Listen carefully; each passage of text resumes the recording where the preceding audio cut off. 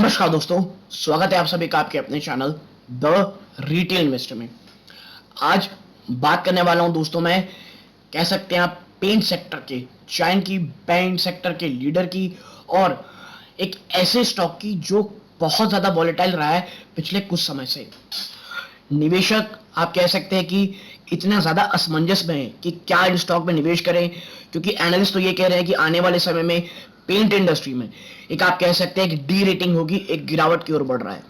और ऐसे में एशियन पेंट्स जो कह सकते हैं एक लीडर है इस पूरे सेक्टर का, और आप लीडर जब मैं कहता हूं दोस्तों, तो आपको एक चीज समझनी चाहिए कि जो ये लीडर है इसके बाद जो सेकंड पोजीशन में है वो इसका आधा भी रेवेन्यू प्रोड्यूस नहीं करता दोस्तों। यानी कि एक कहते हैं दोस्तों एक छत्र राज है इसका, ठीक है, एशियन पेंट्स का। आज बात करने वाला हूं जो आज ये 3-3.25% की गिरावट दिखा रहा है, तो इस गिरावट के पीछे का असल कारण क्या है।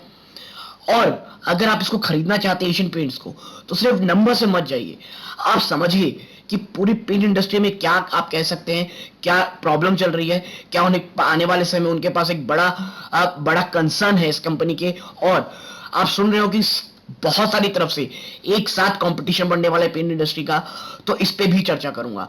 वीडियो को अंत तक देखिएगा, बहुत इंफॉर्मेटिव एजुकेटिव वीडियो होने वाली है। लेकिन आगे बढ़ने से पहले अगर आप इस चैनल पहली बार आए हैं, सब्सक्राइब का बटन दबा दें, वीडियो अच्छी लगती हो लाइक जरूर कीजिएगा। अब आपको मैं सीधा लेके चलता हूं शेयर प्राइस की तरफ, ठीक है। देखिए 3.29% की गिरावट हो रही है दोस्तों, कितनी 3.29% की ये गिरावट दिखा रहा है स्टॉक, ठीक।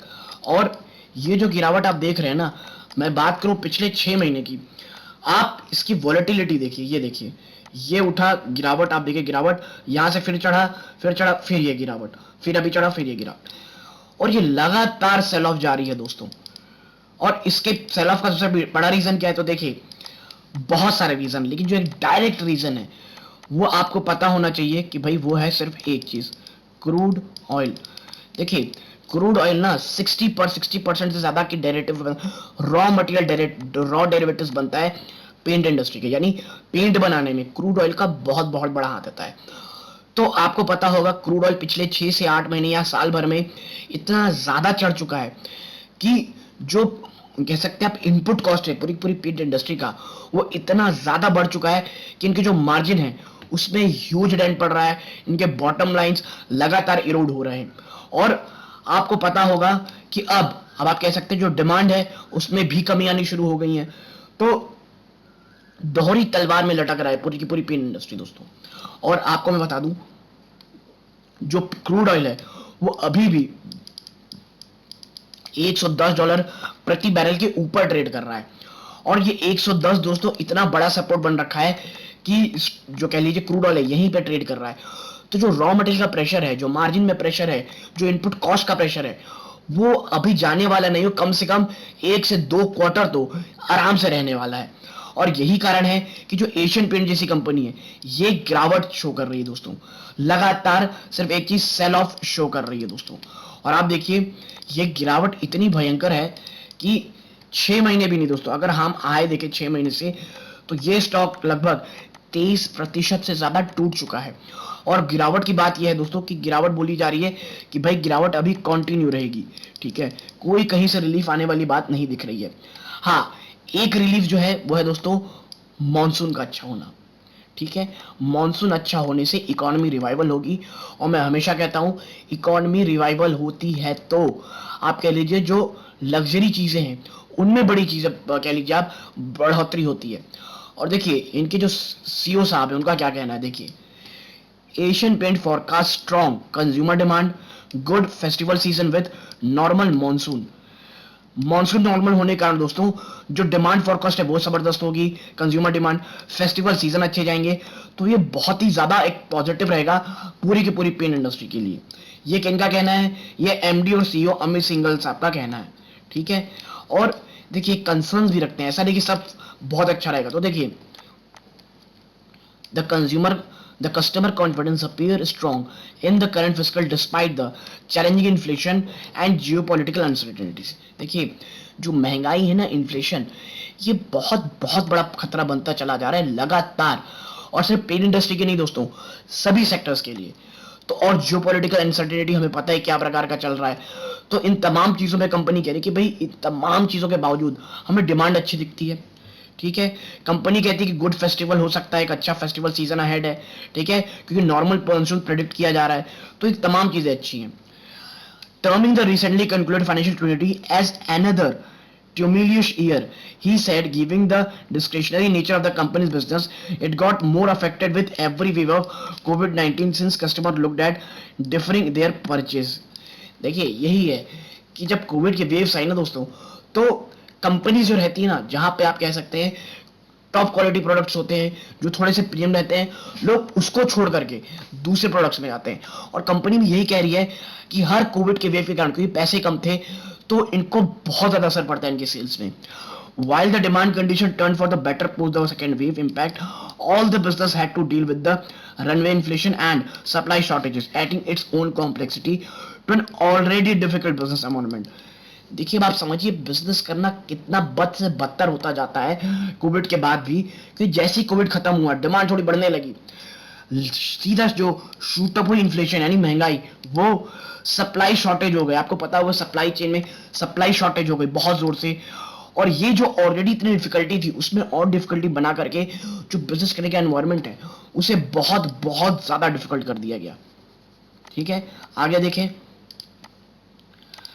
इसमें लिखा है as we look forward to this new financial year the customer confidence appears strong despite the challenging inflation and geopolitical uncertainties. ये कह रहे हैं जैसे हम आगे देखते हैं as we look forward to this new financial year, customer confidence जो है लगातार बढ़ रहा है डिस्पाइट चलिए इन्फ्लेशन और geopolitical uncertainty. We foresee a strong consumer demand and with normal monsoon predicted, we look forward to the good festival. Discussing the macroeconomic landscape, Asian Paints also raised concerns over an upswing in inflation across commodities and product has resulted in rising import bill and depreciating rupees, which have compromised many of the imported dependent sectors. देखिए लगातार रुपया कमजोर हो रहा है, जिसके कारण जो इंपोर्ट है, इंपोर्ट के बिल्स हैं वो बहुत भयंकर बढ़ रहे हैं, जो कमोडिटी के प्राइसेस है वो लगातार बढ़ रहे हैं।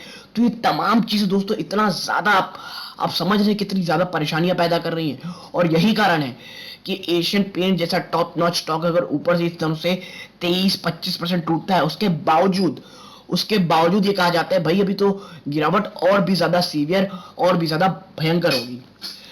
Business too will need to play this balancing act, addressing supply chain disruptions and inflationary concern through innovative approaches at the same time encouraging the demand recovery. देखिए यही कह रहे हैं कि भाई इन जो बिजनेस है उन्हें तो ये जो चीजें हो रही है इतनी निगेटिव, उसमें तो अपने आप को बचा के रखना ही पड़ेगा, अपना कुछ नया इनोवेशन लगाना पड़ेगा, एक बैलेंस ऐड करना पड़ेगा, ताकि आने वाले समय में एक शानदार बिजनेस कर सके वो। ठीक है, over its segment, Singhal said for the decorative business, financial 22 was another year of stellar performance. आपको पता होगा कि डेकोरेटिव ही बिजनेस से ही एशियन पेंट का मोर देन 80% रेवेन्यू आता है दोस्तों। और इनका ये कहना है कि भाई जो फाइनेंशियल 22 था ना, स्टेलर परफॉर्मेंस रहा, making further inroads in the organised as well as the unorganised part of the paint industry. ठीक है, तो ये काफी अच्छी रही दोस्तों। देखिए मेन मैं आपसे यही कह रहा हूँ कि आने वाले समय में देखिए ग्रासिम ने कहीं भी हम 10,000 करोड़ डालेंगे। ठीक है, जेके सीमेंट भी आ रहा है पेंट इंडस्ट्री में दोस्तों, और ऐसी बहुत सारी और इंडस्ट्रीज हैं। आपको याद है जेएसडब्ल्यू पेंट भी आ रहे हैं, यानी बड़ी बड़ी जाइंट कंपनियां आ रही हैं इस इंडस्ट्री के अंदर दोस्तों, और ये कंपटीशन बढ़ाएंगी, जिसके कारण एशियन पेंट्स का मार्केट शेयर जाना ये लगभग तय किया जा रहा है कि भाई हाँ मार्केट शेयर जाएगा।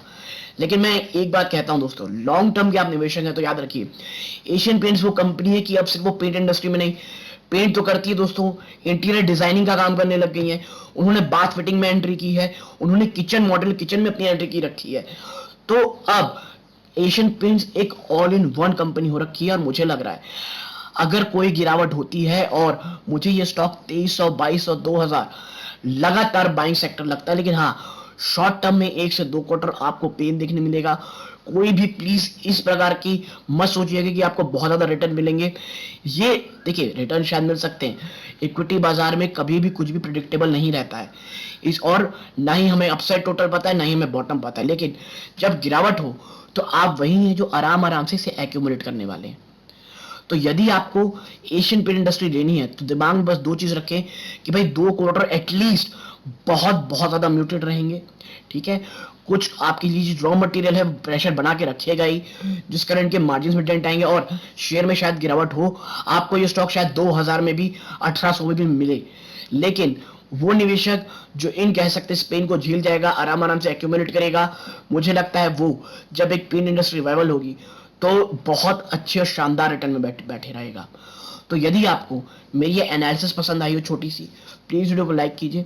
चैनल पहली बार आए हैं सब्सक्राइब जरूर कीजिएगा। यहाँ तक जुड़े रहने के लिए धन्यवाद। ये इस वीडियो का अंत है।